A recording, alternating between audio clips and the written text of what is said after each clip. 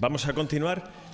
No vamos cerrando temas, pero la idea es un poco seguir la evolución natural. Ha nacido mi hijo, mi hija, hemos diagnosticado que tiene SAF-Young. Entonces, a continuación, pues lo siguiente que uno piensa como padre o como madre es: esto tiene cura, esto no tiene cura, qué medicamentos hay, qué nuevas terapias hay en ensayos clínicos o ya en farmacia. Se ha comentado un poco ya. El concepto de medicamento huérfano, reposicionamiento de medicamentos, más o menos se ha dibujado, y sería un poco pues ver la evolución ya del niño pues cuando tiene 2, 3 años, cuando pasamos a esos 13, 11, 12, 13, 14, 16, que por lo que estoy viendo son, sobre todo para las chicas, pues es un periodo también bastante de mucha incertidumbre, y bueno, vamos a intentar abordar esos temas y a ver qué podemos saber. No tenéis que pedirme permiso para preguntar ni nada, tanto en la mesa como aquí. Simplemente levantéis la mano, se os acerca el micrófono, vosotros intervenís. Yo solamente hago las cuestiones y no hay ninguna, ¿vale? Entonces, bueno, pues ya entrando más en el tema, ya hemos hablado un poquito de los tratamientos, y una pregunta que yo tengo así un poco para la mesa es, aparte de los tratamientos que lo que intentan hacer es disminuir la sintomatología o mejorar la calidad de vida, como era la oxitocina, como es la hormona de crecimiento, el control de la hipoglucemia, de los niveles de azúcar, que son muy importantes, sobre todo en el cerebro. Si hay en los ensayos clínicos que se estén viendo tanto en Europa como en Estados Unidos, ¿hay algún nuevo medicamento prometedor que tenga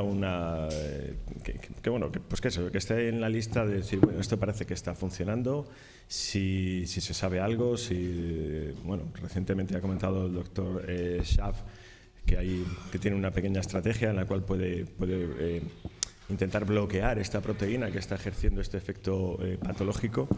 Y bueno, ahí dejo la pregunta. En cuanto a tratamiento, ¿qué tenemos hoy y qué podemos esperar para tener dentro de 5 o 10 años que nos pueda ayudar, si no a curar, por lo menos a mejorar la calidad de vida de los afectados? Gracias.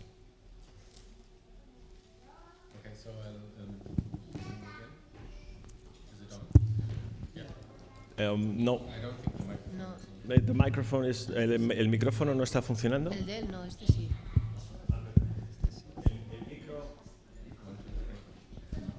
El micrófono del doctor Schaaf no. This one's working. Este funciona, ¿verdad? Okay, I'll try this. Muy bien, probaré con este. Bien, se ha cortado un poquito el sonido, pero yo creo que he pillado la pregunta. ¿Qué tenemos ahora mismo y qué hay en el horizonte, ¿no? ¿Qué cabe esperar? Pues creo que el fármaco, el medicamento que tenemos seguro es el de las hormonas de crecimiento recombinante, y recomendaríamos para todas las familias que se lo planteen, que lo consideren y que encuentren un endocrinólogo pediátrico con el que poder comentar la posibilidad de utilizar estas hormonas de crecimiento recombinantes, independientemente de la edad del paciente, del niño. E incluso si no hay carencia mensurable en sangre de estas hormonas de crecimiento, aún así lo probaría, porque podría mejorar con el, fortalecer el tono muscular. Los efectos principales de las hormonas de crecimiento no son solo crecer en estatura y llegar a ser más altos, sino que más importante todavía para vuestros hijos es el hecho de que hace cambios en los tejidos adiposos, los tejidos grasos, para reducir la cantidad de este tejido graso y construir en su lugar músculo. Y ese músculo adicional puede ayudar muchísimo a los niños, sea la edad que sea que tengan. Y en niños pequeños puede ayudarles a alcanzar estos hitos de psicomotricidad, que cabe esperar que sea, pues, por ejemplo, caminar más temprano, ser independientes en movilidad más temprano. Pero incluso más adelante, cuando son mayores, puede tener efectos muy beneficiosos. Hemos visto a niños que utilizan esta hormona de crecimiento con 12, 13 años y les fortalece, pero también mejora su resistencia y el tiempo que pueden pasar caminando, la calidad de coordinación de sus movimientos. Hay niños que han podido coger una bici por primera vez gracias a esto y otro tipo de movimientos por el estilo. Por eso yo recomiendo encarecidamente el considerarlo, el plantearlo, sea la edad que sea. Y el otro medicamento del que se habla mucho es la oxitocina. Sobre todo el grupo de Maite Taubert en Francia han hecho muchas investigaciones sobre la oxitocina en el síndrome de Prader-Willi y han publicado un estudio ya hace varios años donde demuestran que al administrar oxitocina de manera intranasal en bebés con síndrome de Prader-Willi en las UCIs neonatales, estos niños mejoran muchísimo la capacidad de alimentarse y de succionar y se les puede retirar el entubado de manera más temprana que si se les trata con un placebo. Se trata de medicamentos muy prometedores para el síndrome también de Schaaf-Yang. Y Jeff Miller, que es el mejor endocrinólogo pediátrico y el que más experiencia tiene en este ámbito, se plantea el administrar oxitocina intranasal a bebés con Schaaf-Yang por debajo de los 4 meses de edad, en caso de que tengan problemas para alimentarse muy graves. Ella cree que merece la pena al menos probarlo para superar estos problemas de alimentación. Con niños ya mayores, por encima de los 4 meses, hay muchos adolescentes, por ejemplo, aquí en la sala, y hay familias que me han preguntado si la oxitocina intranasal puede merecer la pena intentarlo. La verdad no tengo una respuesta buena.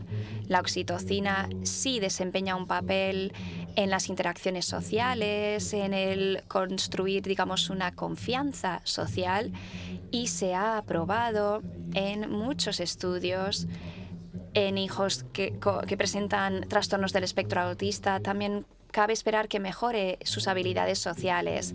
Y todos estos grandes estudios en TEA, en trastorno del espectro autista, no han mostrado beneficios claros, demostrados, de la oxitocina intranasal. Sí cabría esperar que algunos subconjuntos de este trastorno de espectro autista, donde hay un problema en el metabolismo, la función de la oxitocina podría funcionar, incluso en épocas más tardías de la vida, pero es una mera especulación, son solo teorías. Sí que me consta que los pocos endocrinólogos en Estados Unidos que lo han recetado a niños lo han hecho también a edades más avanzadas porque creen que, bueno, daños no va a hacer, no existen efectos secundarios negativos por administrar la oxitocina, así que ¿por qué no probarlo? ¿Por qué no intentarlo durante 1, 2, 3 meses? Y si no vemos ningún beneficio en ese tiempo, podemos parar. Pero oye, puede que valga la pena intentarlo.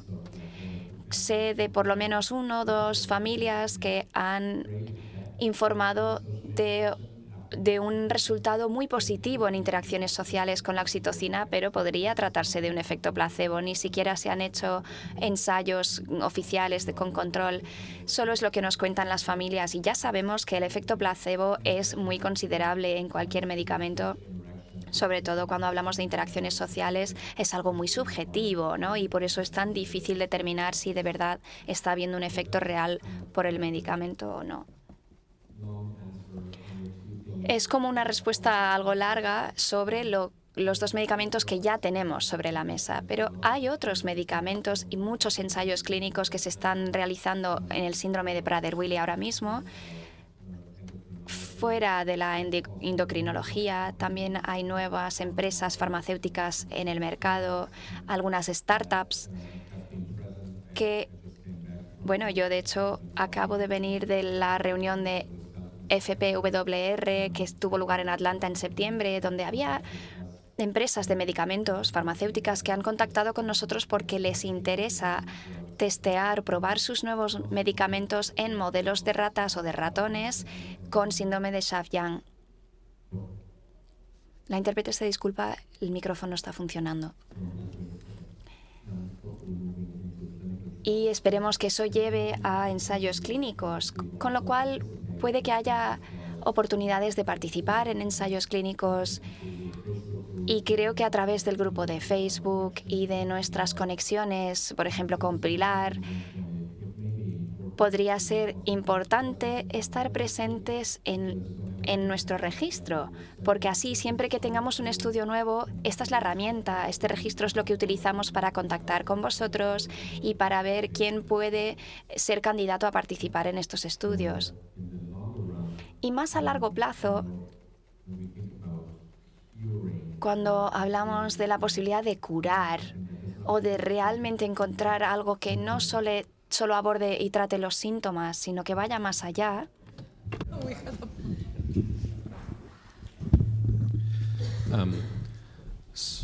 This one on, yes.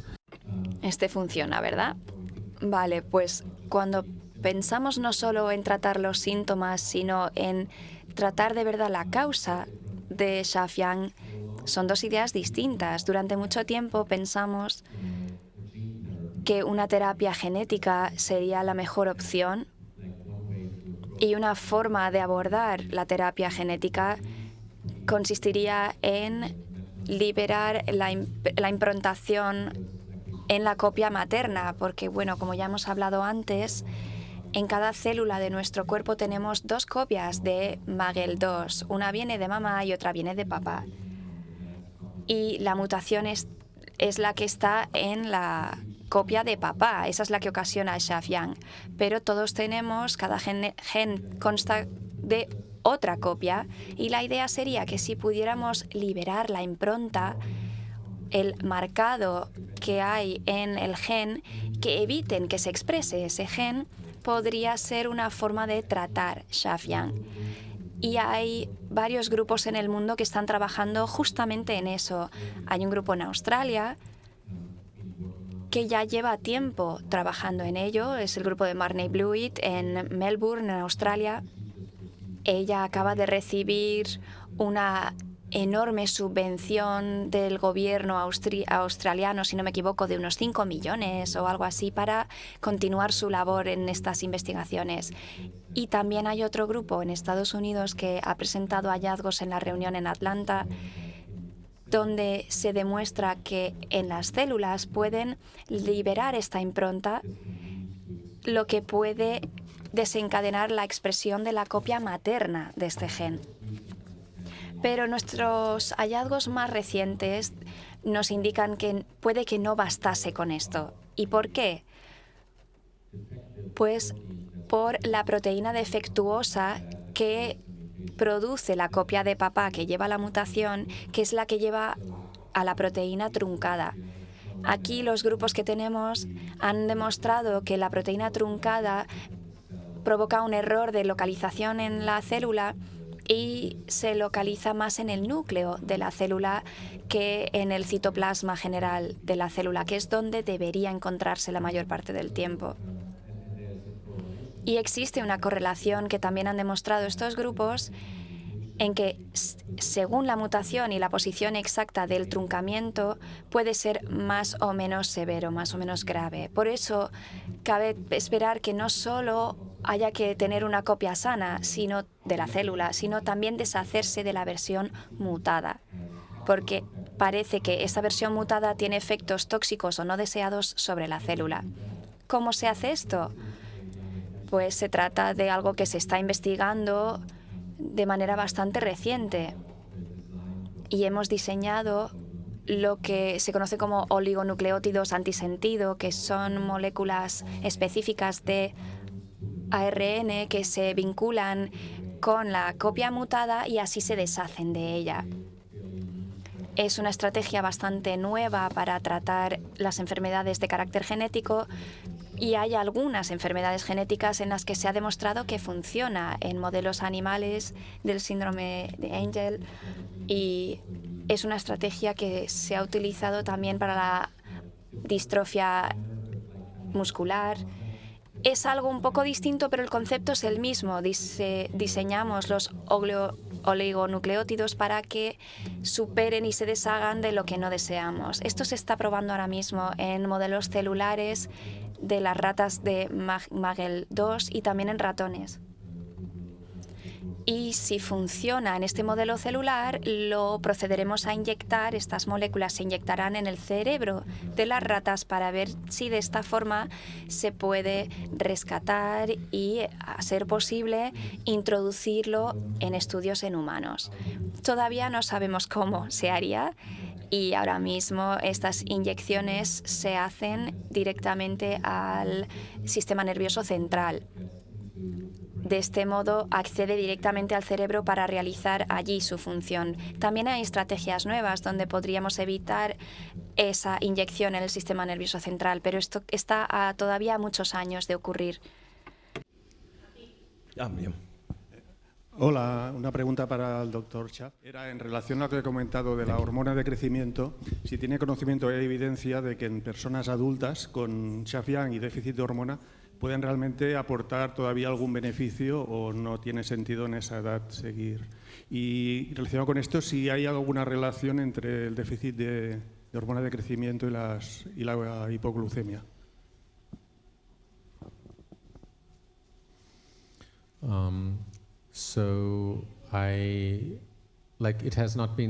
Bueno, no se ha estudiado de manera sistemática si la hormona de crecimiento en edad adulta puede presentar efectos beneficiosos.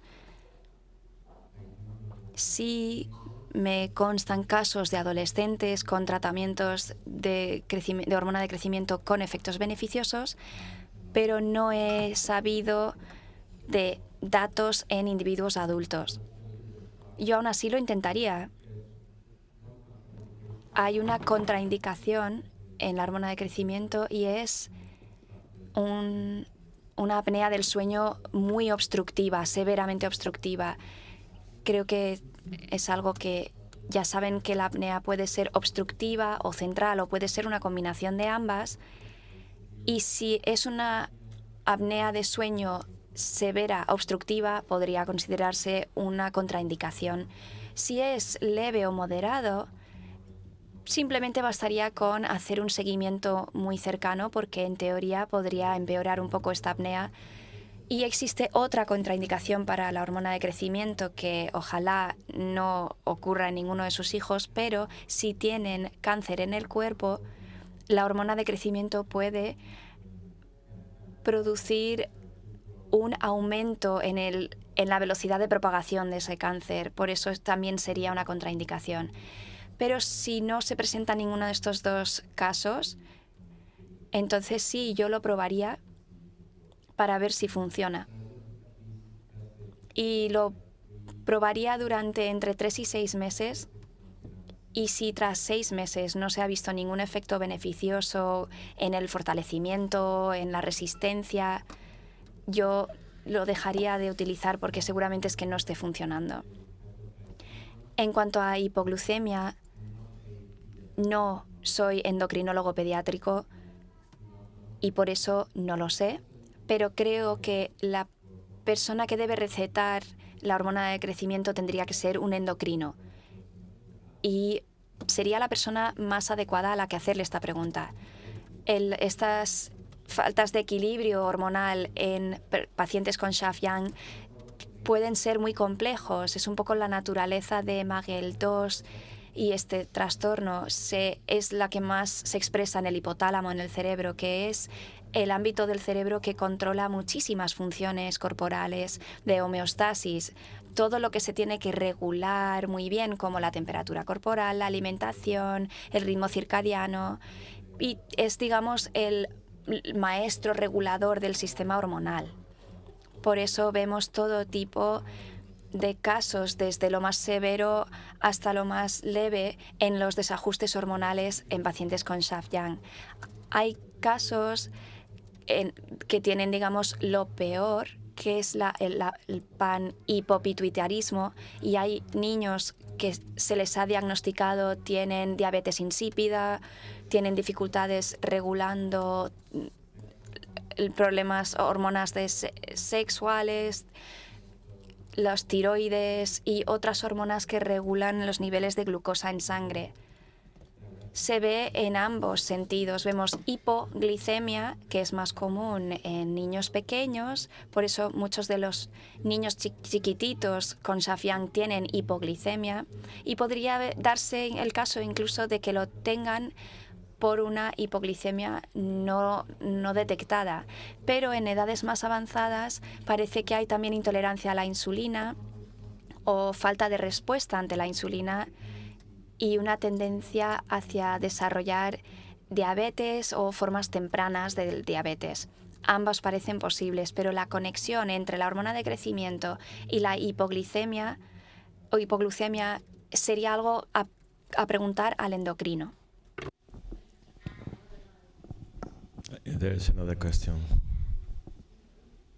Por aquí hay otra pregunta. Dos cosas.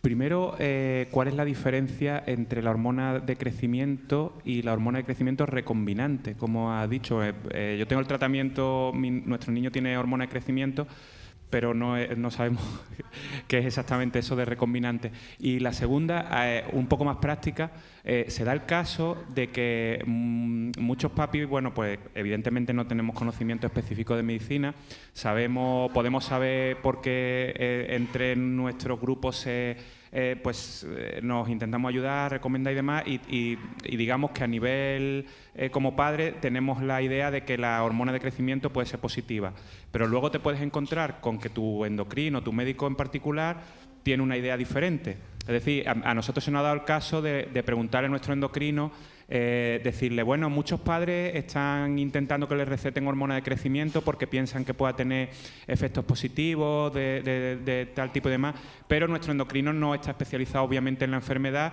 y lo que nos responda es, en nuestro caso la tenemos recetada porque nuestro hijo tiene déficit de GH, entonces no hay mucho margen al debate, es decir, tiene déficit, pues se le receta. Pero otros padres se pueden encontrar con que quieren que a su hijo se le recete, pero el médico no está de acuerdo porque dice que no hay pruebas, no hay evidencias que sustenten eso, porque realmente las dos partes pueden tener razón, es decir, ellos no tienen pruebas, no tienen conocimiento. Entonces, ¿qué estrategia tienen los padres a la hora de convencer a su médico para que les apliquen un tratamiento que se puede considerar experimental, como habéis dicho antes, porque realmente no hay evidencia científica que sustente, o no hay suficiente que sustente esa teoría? Los padres estamos en una posición muy difícil porque no somos un médico, no tenemos la autoridad del conocimiento o de la forma de explicarlo específica como para convencer a nuestros médicos. Entonces, ¿qué estrategia sugeriréis vosotros a los médicos, o sea, a los padres como punto intermedio en contacto con el médico que realmente va a ser el que va a tratar a nuestros hijos para que se informen o que estén un poco más abiertos de mente en cuanto a la hora de probar cosas que sí es verdad no sabes que puede, pero a lo mejor sí? Entonces, bueno, como pregunta abierta, ¿cómo enfocaríais vosotros esa problemática? Gracias. Thank you. So your first question. En cuanto a la primera pregunta, a su hijo lo están tratando con la hormona de crecimiento recombinante. Lo que pasa que a veces lo acortamos y decimos solo hormona de crecimiento, pero efectivamente es la forma recombinante de hormona de crecimiento. Antaño, hace varias décadas, la gente con deficiencia o déficit de hormona de crecimiento se les trataba con una hormona de crecimiento aislada o obtenida de cadáveres de personas muertas. O sea, que se extraía la hormona de crecimiento de su cerebro y se aislaba de esos cadáveres. Y luego se inyectaba en otras personas con déficit de la hormona de crecimiento. Pero pueden imaginar que conllevaba muchísimos riesgos como VIH, hepatitis y otras infecciones, enfermedades, trastornos, síndromes, con lo cual es algo muy arriesgado, ¿no?, obtener una sustancia aislada de un cadáver. Pero luego se mejoraron las técnicas y se vio que se podía generar esta hormona de crecimiento en el laboratorio, utilizando bacterias. Y es eso lo que se hace ahora. Se produce en un laboratorio y se trata de una forma pura de hormona de crecimiento sin riesgos infecciosos.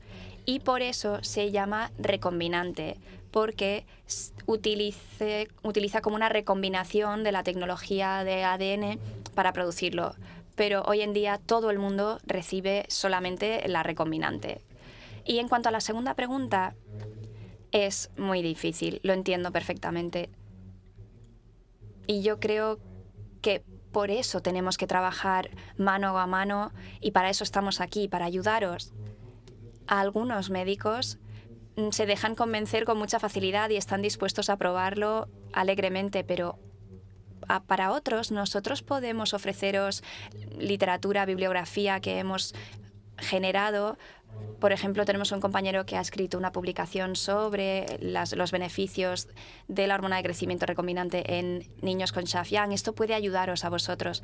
Pero a nosotros nos contactan muchas familias y Pilar puede, desde luego, escribir una carta en la que explicamos qué sabemos, por qué creemos que merece la pena intentarlo, y muchos médicos entonces con eso se quedan convencidos de que merece la pena intentarlo. Y si no, podéis intentar cambiar de médico y ver si hay otro profesional que esté dispuesto a administrárselo o a recetárselo a su hijo. Pero a veces no solo es el médico en sí, a veces es el seguro. Porque, bueno, parece que es un poco distinto en España, así que ahora a ver qué dicen ellas.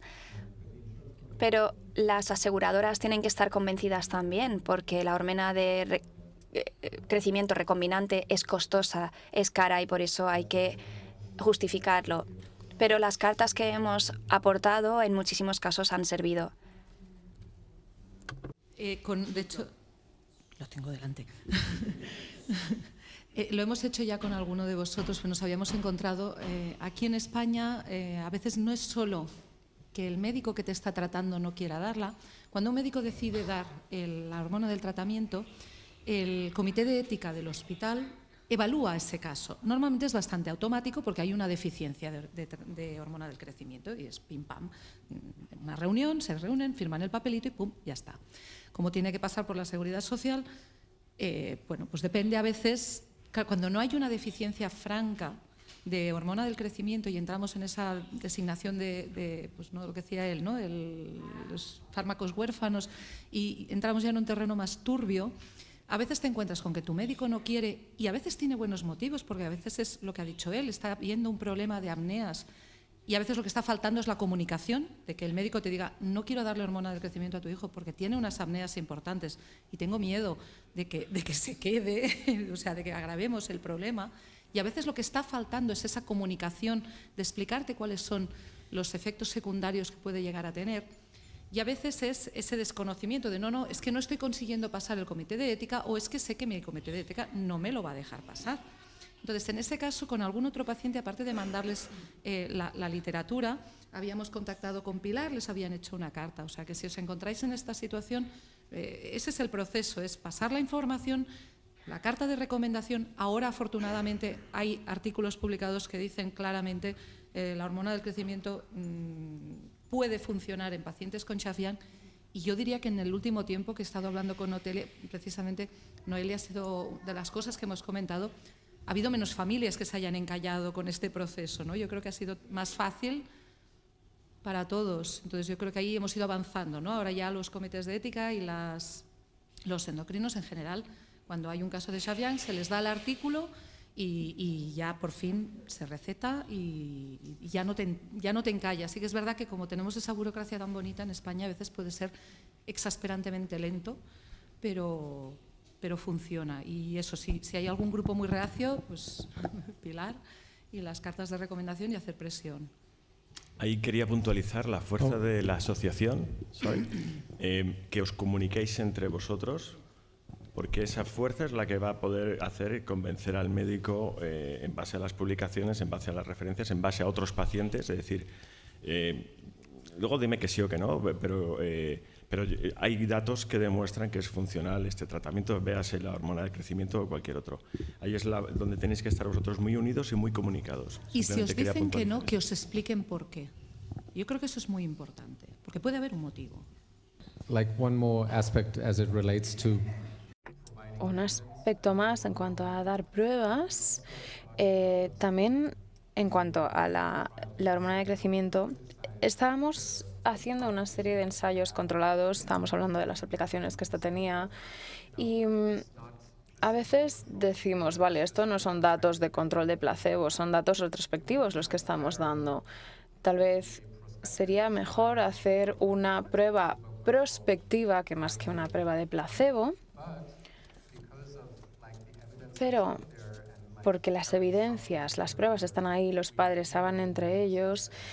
Esto ya lo hemos discutido. Con las familias tal vez sería difícil encontrar familias cuyos hijos no hayan estado sometidos al tratamiento con hormona de crecimiento que quieran entrar en una prueba de control de placebo, porque la información que está ahí es que la hormona de crecimiento existe, funciona. Entonces, ¿por qué vas a querer recibir un placebo solo?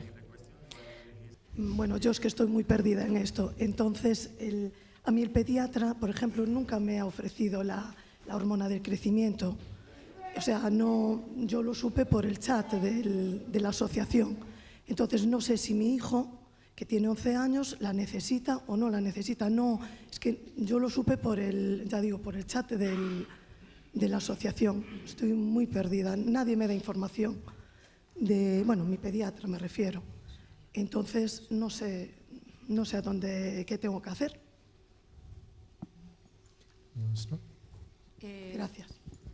Por eso, precisamente porque conocemos la realidad que es la situación que vivimos en España y sabemos que no todos tenemos acceso a la misma cobertura sanitaria, desgraciadamente, hicimos el artículo en el que publicábamos la guía clínica para en la nevera tengáis ya apuntado, preguntarle a mi pediatra si la hormona del crecimiento puede ser interesante, ¿vale? Entonces, un poco está en castellano también, precisamente porque la hicimos muy pensando en el mundo español y latinoamericano. Y es un poco apuntarse esa tarea de deberes que yo creo que aquí también es muy importante la asociación de pacientes. Esa lista de cosas, de decir, a ver, vamos a hablar, pam, pam, pam, pam, porque es eso, cuando hablamos de enfermedades ultra raras, ya no de raras, ultra raras, es que tu pediatra no ha visto a otro caso, y es lo normal. Entonces,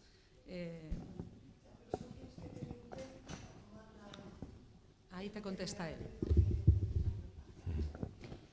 Respecto a la guía que han comentado, las familias que se han incorporado recientemente a la asociación han recibido un email y siempre hemos adjuntado esa guía.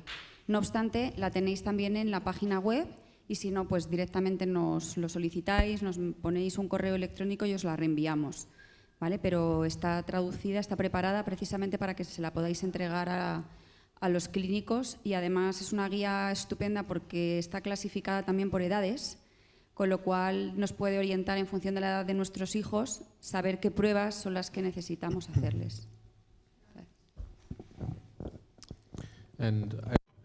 Sí, debería añadir que esto no es una experiencia única dentro del síndrome de Schaaf-Yang, esto lo vemos en todas las enfermedades raras y ultra raras. Llegáis a un punto en el que vosotros como padres sabéis más de la enfermedad que el 99,99% de los doctores que os vais a encontrar. Y muchas veces sois vosotros los que vais a educar y formar a los doctores en lugar de al revés, porque ellos no van a sugerir cosas de manera proactiva que sean útiles. Desafortunadamente es así, es la realidad y es una función que tenéis que aceptar. A veces aprenderéis por parte de vuestros doctores y otras veces ellos aprenderán por vuestra parte. Las hormonas que volverán a continuación con el periodo de paso de niño a adulto. Quería hacer simplemente una última pregunta en cuanto a las terapias. Las terapias de edición génica, generalmente llamadas terapias génicas, y en concreto la técnica de edición génica que es muy conocida, CRISPR, Cas9 o las diferentes caspasas que se utilizan. El martes creo que tendremos a Luis Montoliu, experto mundial en tratamientos de terapia génica y en una enfermedad concreta que es el albinismo, pero centrados más en Schaaf-Yang, sí nos podríais ilustrar un poco, quizá unas pequeñas palabras de qué es la terapia génica, porque suena muy bien, parece que es una pastilla mágica que te tomas y te cura, y si hay posibilidades o hay alguna expectativa o alguna en el horizonte, como comentaba antes el doctor Schaaf, de uso de este tipo de tecnología para esta enfermedad en concreto?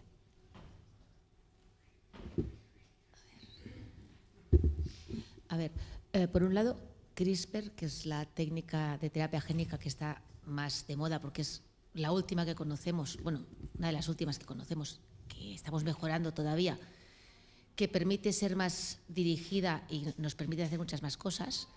El problema, entre comillas, que tiene es que va dirigida a pocas células en general. Es decir, no puedes hacer un CRISPR de todo un organismo, de todo un cuerpo. Tienes que hacerlo muy inicialmente. Se están haciendo CRISPRs más en adultos, pero normalmente una opción que se usa mucho para CRISPR es para temas de cáncer hematológicos, que puedes sacar la célula, tratarla y volverla a poner. En el caso de un cuerpo que ya está formado, cambiar el genoma de todas las células del cuerpo o de células de difícil de acceso, como son las del cerebro, no es una técnica muy fácil de poner a punto. En este sentido, lo que proponía el doctor Schaaf de hacer la aplicación de silenciar el gen por RNA, por ASOS, perdón, tiene mucho más sentido que no intentar modificar la célula. Así, muy rápidamente. Disculpa, una pregunta que me han hecho en el café a mí, no soy experto en esto. Han preguntado directamente, bueno, si es la copia del padre la que está mal y es la copia de la madre la que está bien, ¿podemos de alguna manera apagar la copia del padre, encender la copia de la madre? Esto es lo que ha comentado el doctor Schaaf, que están haciendo experimentos para encender la copia de la madre. Lo que no estamos todavía es apagando la del padre, que sería la combinación de las dos cosas, de silenciar con ASOS, con esta técnica que proponía él, el paterno, a la vez que activas el materno. Sería la manera perfecta de normalizar. Lo que pasa es que estamos hablando de que lo estás haciendo ya en una persona que ya se ha desarrollado. Si esto es una problemática que afecta al neurodesarrollo, es decir, a los estadios tempranos, todo eso ya ha pasado. Entonces, lo que estamos solucionando, lo que estamos arreglando es lo que funciona ahora. Pero, ¿cómo hemos llegado hasta aquí? O lo haces en el embrión en primeras instancias, o todo eso ya pasa antes de que tú puedas llegar a hacer el tratamiento. Vale, no sé, bueno, más o menos. So sí. Maybe I'll just add. Sí, quiero añadir a esto, es una de las grandes preguntas que habla de muchos de los trastornos de neurodesarrollo. O sea, lo que veis ahora en vuestro hijo, cuánto de esto está dañado, cuánto de ese daño ha sucedido durante el desarrollo del cerebro y cuánto de esto es una disfunción continua del cerebro. A día de hoy es una pregunta que se hace porque si solamente fuese el funcionamiento constante y continuo del cerebro, pensando en un ordenador, si no hay problemas de hardware y solo es el software que no funciona de manera teórica, podríamos como reencender, reiniciar y volver a reinstalar el software y luego el ordenador funcionaría bien. Pero sí, como muchos de los daños que veis es un problema de hardware, sea que el cable está dentro del ordenador que no está bien conectado, por ejemplo, el reiniciar el ordenador no sería ningún tipo de solución o de alivio. No sabemos eso para el síndrome de Schaaf-Yang. ¿Cuál sería esta aportación? Si sería algo de neurodesarrollo o si sería de una función constante del cerebro. Lo que sí que sabemos es que a nivel estructural, cuando estudiamos el cerebro, no es una situación en la que el cerebro no tenga una malformación severa y tenemos muchas pruebas y en las que no hay buenas conexiones. Pero sería justo asumir que no importa la terapia que desarrollemos, probablemente no curará la enfermedad en un punto totalmente desarrollado. O sea, sí que podemos mejorar muchísimos de los síntomas, pero creo que sería una expectativa poco realista que si tenemos un tratamiento disponible en 5 o 10 años desde ahora, es dar una pastilla al niño y en un par de meses se comporten con total normalidad y no tengan síntomas médicos. Esto sería una expectativa bastante poco realista. ¿No? Bueno, vamos a pasar, ya son preguntas un poco más concretas, sobre todo tienen que ver con trastornos del comportamiento, perdóname la palabra que igual no es esa la más adecuada.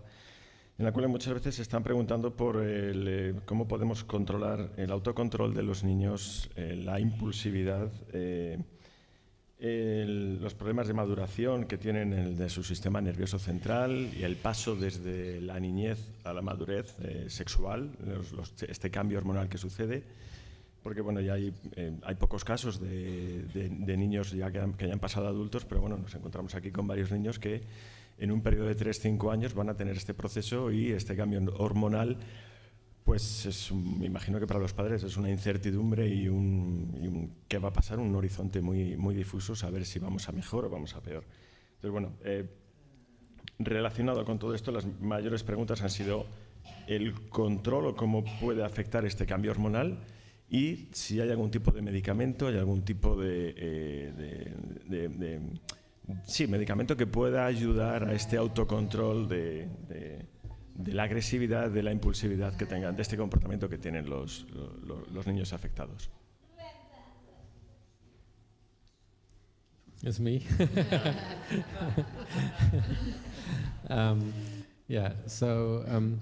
I think. Bueno, es una pregunta complicada y la respuesta corta sería no lo sé. Pero te das cuenta de que ves el comportamiento en los hijos y son comportamientos distintos. Muchos de los niños tienen comportamientos repetitivos, hacen lo mismo una y otra vez, tienen una serie de elementos que los hacen felices, unas cosas que les molestan mucho. Y parece que muchos niños necesitan tener una rutina muy marcada, cosas reguladas, medidas, que sepan qué esperar. Es algo mucho más fácil para ellos. Si se les pone en un nuevo entorno en el que todo es abrumador, para ellos es difícil. Muchos niños tienen problemas sensoriales, lo cual puede ser parte del trastorno del espectro autista. Les cuesta filtrar estos estímulos sensoriales y eliminar esos estímulos que no son importantes para ellos. Entonces, el reducir todos estos impulsos sensoriales en ellos puede ayudarles muchas veces. Veo que algunos niños, por ejemplo, llevan auriculares o tapones, auriculares con cancelación de ruido para poder bloquear todos estos estímulos sensoriales del exterior para que se puedan centrar un poco mejor en las cosas que quieren hacer. Y generalmente las experiencias con niños y también con las personas de aquí del grupo, a medida que pasamos tiempo juntos, muchos de vuestros hijos son felices, se les ve que participan, que les encanta abrazar a la gente, que les gusta estar con otras personas, lo cual es maravilloso de ver. Cuando entre la época de la pubertad, esto no es único en el síndrome de Schaaf-Yang, lo vemos en niños sanos también, cambios de comportamiento. Puede ser algo abrumador porque hay nuevas emociones y los niños, los adolescentes no saben cómo gestionar estas nuevas emociones y lo pasan mal y se vuelven más agresivos y tienen la mecha más corta. Y no solamente tiene un efecto en su comportamiento, en su forma de ser, pero también en su cuerpo, se vuelven más fuertes y cuando sucede la agresividad y entra una fortaleza mayor, aquí es donde tenemos una combinación un poco más delicada porque algunos de los padres sienten que están perdiendo el control. Cuando los niños son más agresivos y son más fuertes ya no los puedes contener de la misma manera. No creo que haya ningún medicamento específico para tratar esto. Es importante en ese caso hablar con psicólogos o psiquiatras infantiles si sentís que eso se está yendo de las manos. Hay ciertos medicamentos que sí que podrían ayudar con conductas obsesivo-compulsivas. Hay muchos medicamentos que tratan cómo se sienten los niños, el estado emocional. Y tal vez los ayudan a estar un poco más tranquilos o más apáticos, pero claro, eso habría que hablarlo con el psiquiatra infantil. La modificación conductual es algo que puede ayudar a los niños, tal vez terapias de comportamiento adaptativo. Esto es muy útil para los niños con trastorno del espectro autista, es algo que se podría considerar.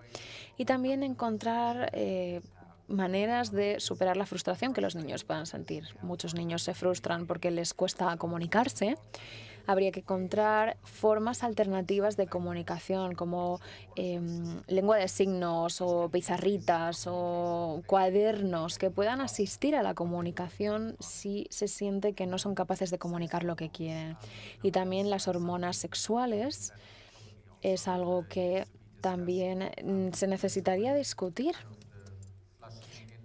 porque con esta entrada de las hormonas sexuales y esta activación también se incrementa la libido, se incrementa ese deseo sexual y tal vez a alguno de los niños les guste estimularse a sí mismos o tal vez, a ver, les puede suceder que les interese algún tipo de interacción sexual, tener interacciones sexuales con otros.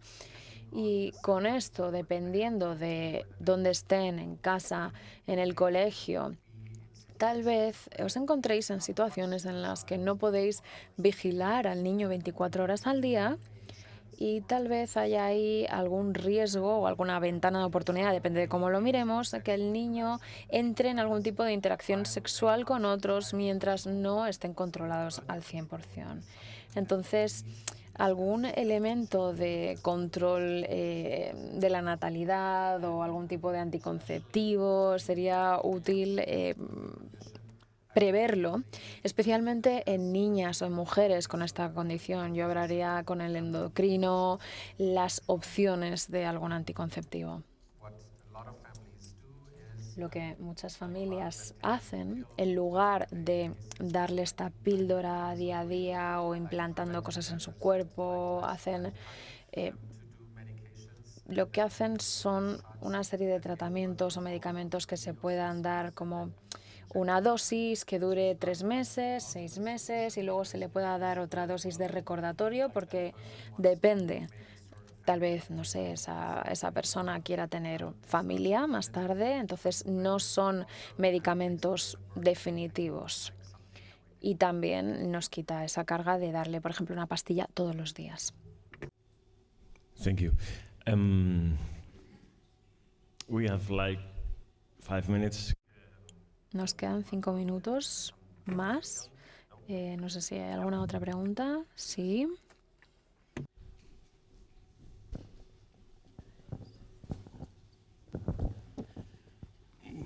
Buenos días. Quería preguntar acerca de CO2.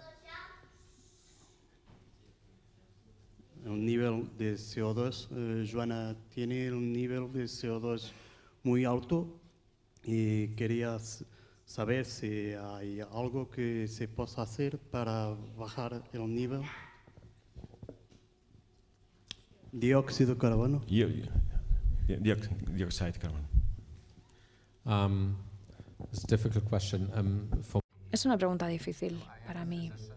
Yo soy médico, pero como me he especializado en genética, hay muchas subespecialidades que tienen mejores ideas de ciertos elementos. Entonces, la acumulación de CO2 creo que está presente en muchos niños con el síndrome de Schaaf-Yang y creo que esto es por la reducción del impulso respiratorio central. O sea, el sistema nervioso central estimula al cuerpo a respirar y a que siga respirando. Y hemos hablado de la apnea antes y también he hablado de las diferencias de la apnea obstructiva y la apnea central. Entonces, la apnea obstructiva del sueño sería que en la periferia las vías aéreas están obstruidas porque hay un sobrecrecimiento o porque hay una hipotonía de los músculos, en el caso de tu hija, porque hay como cierto tejido en la parte de atrás de la tráquea que está obstruyendo el flujo de aire. Pero también en el síndrome de Schaaf-Yang, y esto lo sabemos de los modelos animales, cuando hacemos estos modelos y estas herramientas, se reduce la sobreestimulación de la respiración. No tenemos que pensar que hay que pensar, no le dedicamos tiempo a decir respiro, expiro. Es una función automática que viene del cerebro, que conduce, que lleva a cabo este impulso. Lleva el CO2, lo saca y si hay demasiado, el cerebro lo que hace es que te incrementa la necesidad de de expirar porque necesitamos sacarlo fuera, y si respiramos menos lo que hacemos es mantenerlo en nuestro cuerpo. Y ese mecanismo no parece que funcione tan bien en niños con síndrome de Schaaf-Yang. Es peor en el momento en el que duermen y tienen mucha apnea central del sueño, y cuando duermen lo que hacen es aumentar los niveles de CO2, se reducen los niveles de oxígeno, eso no es bueno para el cerebro, y tal vez en la peor situación puede causar la muerte. Durante el día, en los momentos diurnos, esta sobreestimulación mantiene el impulso de respirar, pero si este impulso a la hora de dormir no es suficiente, tal vez cause una acumulación de CO2. La mejor forma de tratarlo no estoy segura al 100%, creo que habría que hablar con especialistas de la respiración, como pulmonólogos, gente que se dedica especialmente a eso. Sabemos por niños más pequeños que se puede estimular el mecanismo de respiración y se puede superar un poco esa apnea central. Y para ello le damos a los niños que están en la UCI, se les proporciona cafeína, no en café, sino como en una pastilla, que lo que hace es que mejora la respiración y les ayuda a sacar el CO2 de su cuerpo expirando. O sea, esto no es muy científico decirlo, pero es como darles una inyección de Nespresso, por así decirlo, y ver cómo mejoran. Pero tenéis que hablar con un especialista de la respiración, sí. Gracias. Desde fuera creo que las explicaciones han sido maravillosas. Creo que lo han dado muy, muy clarito, con una paciencia infinita, para que creo que todos podamos haber entendido muchísimo sobre la enfermedad. Yo he aprendido un montonazo. Entonces quería daros las gracias porque os habéis enfrentado casi a un comité de tesis súper experto y habéis podido contestar y ayudar. Entonces, bueno, gracias por este rato de aprendizaje y de comprensión.